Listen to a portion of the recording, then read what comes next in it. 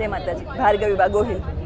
આજે માતાજીના મઢેથી કચ્છ આશાપુરા માના મઢે હાલી જવાના છો, શું કહેશો?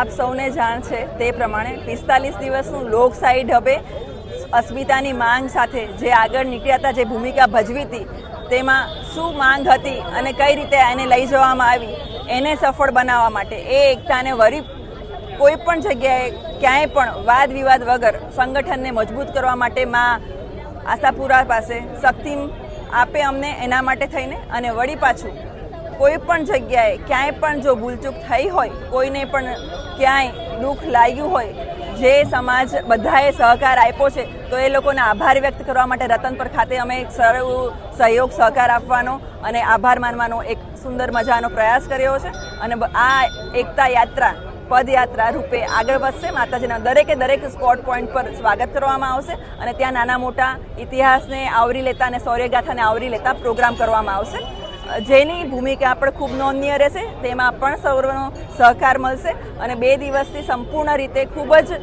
સારો એવો સહકાર મળી રહ્યો છે અમને લોકોને દરેક જગ્યાએથી. તો એ પણ તમને આગળની ભૂમિકામાં દેખાશે. હાલમાં 100-125 જેટલા ભાઈઓ આગળ વધી રહ્યા છે અને એને જેમ આગળ વધતા હશે તેમ દરેક ભાઈઓ 50-30 વધારે આગળ વધતા જશે.